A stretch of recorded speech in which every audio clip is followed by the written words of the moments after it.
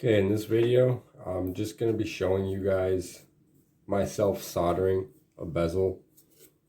So what's going on here is this, I'll be doing a video on how I make this shape here, but all I do is I make a gouge in each corner enough to where I can bend it into the square shape.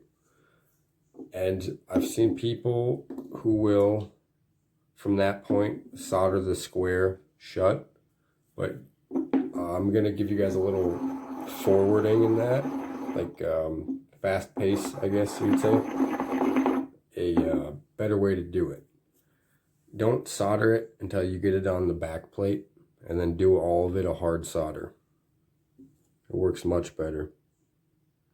And that way when you go stack this on a ring, stack the solder, you're going to have hard solder all the way around this. So what you're going to want to do is, for the edge that's hanging over here, you're going to want to get flux on both sides there. It helps if your flux is a little runnier. And then just get it on the inside of every corner. And that's because those gouges are going to fill with that flux and stay clean with the temperature. And then the solder will be acceptable to those corners.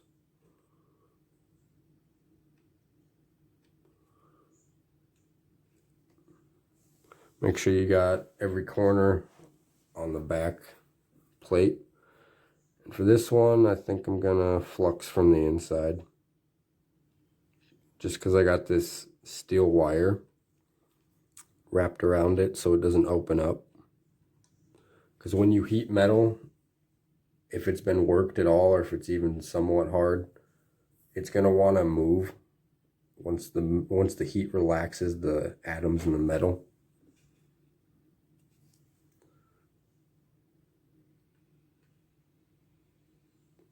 Okay, I got a full covering of flux there.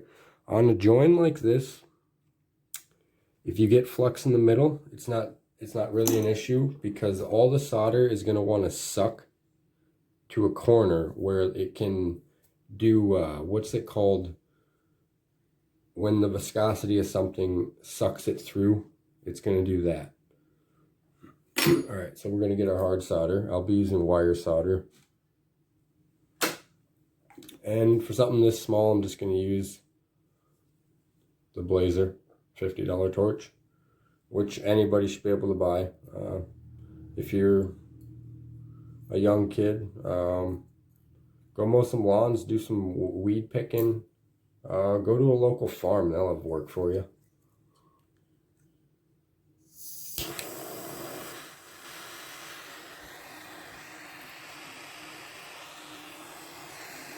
So with this wire solder, you really want to get a good grasp on it with your tweezers.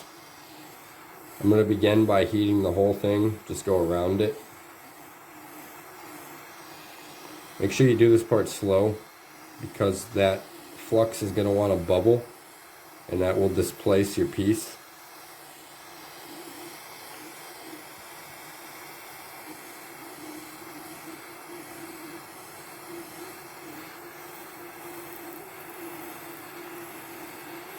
Now that it looks like everything wants to stay in place, we're going to bring the heat in a little closer.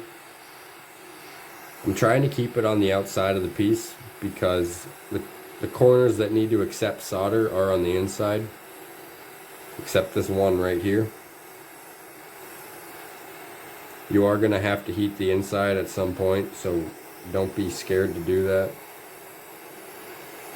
Now we're going to drop the flame down to the bottom to get that plate nice and warm. You're going to have to keep the whole piece of silver pretty warm for your solder to flow. If you're afraid of melting it, what you need to do is take a piece of silver and intentionally melt it, and then take another piece with some solder on it and try to do it without worrying about melting the solder. Okay, so I'm pushing this piece around a lot. That means I'm going to need to go from the inside.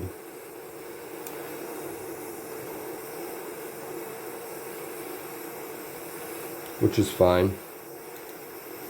You can go up on one of these corners here.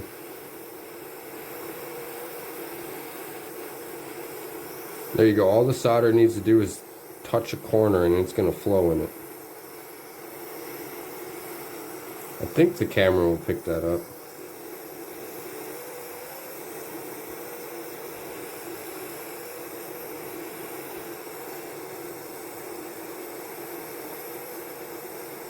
If your solder's not flowing, try dipping it in some borax.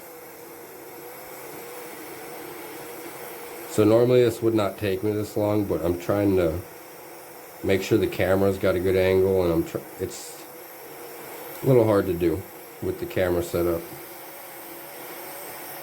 Okay, I see I got flux all the way around the outside. Now I'm going to heat the inside, bring the solder all the way around on the inside. Turn your piece while it's still pretty red. Hit the other side. Make sure you're on your back plate so that every corner of your piece is resting on something. So the inside can be kind of hard to get the solder to flow just because everything's so dirty, but it will if you got a proper portion of flux there. Just drop some solder in. You can use chips of solder. That is a great way for beginners. I don't have any in this corner though. There we go. And the reason we're doing the inside too is just because we want to make sure it's a fully joined surface. Anyways, that's it. Hope you guys learned something. I'll take some macro shots and stuff and put them in the video. God bless you.